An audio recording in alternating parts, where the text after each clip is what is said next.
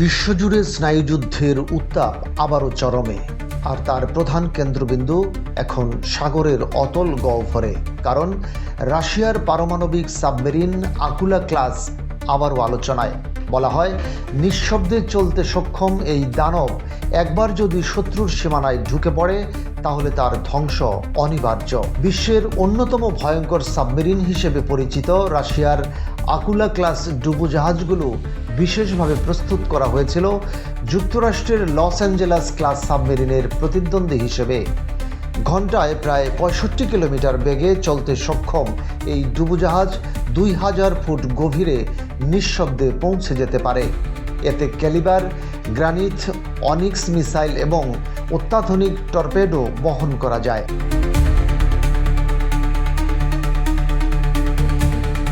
রাশিয়ার নৌবাহিনীতে রয়েছে 64টি সাবমেরিন, যার মধ্যে 14টি ব্যালিস্টিক মিসাইল ক্যারিয়ার, দেশের কৌশলগত পারমাণবিক প্রতিরক্ষার মেরুদণ্ড।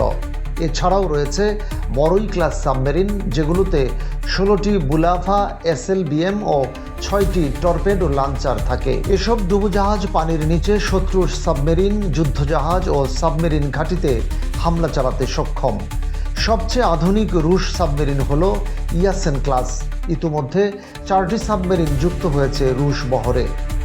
এসব সাবমেরিন শুধুমাত্র সাগরে নয়, স্থলভাগেও দূরপাল্লার হামলা চালাতে সক্ষম, যা যুক্তরাষ্ট্র সহ পশ্চিমা প্রতিপক্ষের জন্য ভয়াবহ হুমকি।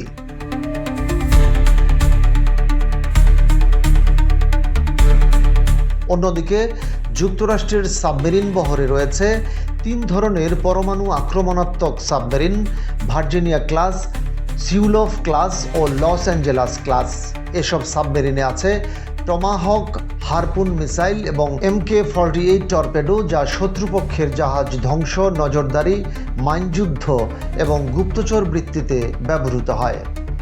সম্প্রতি রাশিয়ার সীমান্তের কাছাকাছি মার্কিন পরমাণু সাবমেরিন মোতায়েনের পর দুদেশের মধ্যকার এই সমুদ্র স্নায়ুযুদ্ধের উত্তাপ নতুন করে উস্কে উঠেছে।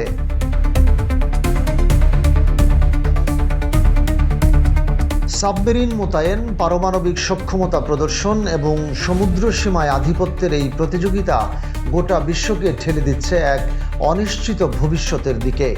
বিশ্লেষকরা বলছেন, নিঃশব্দে চলা এই দানব আকুলা ও ইয়াসেন শ্রেণীর রুশ সাবমেরিনগুলো এখনও মার্কিন যুক্তরাষ্ট্রের সবচেয়ে বড় সামরিক দুশ্চিন্তার কারণ। পরমাণু ক্ষমতা সম্পন্ন এই সাবমেরিন বাহিনীর হাত ধরেই রাশিয়া যে সমুদ্রের নিচে নতুন করে আধিপত্য বিস্তারে প্রস্তুত তা স্পষ্ট হয়ে উঠছে বিশ্ব রাজনৈতিক মানচিত্রে।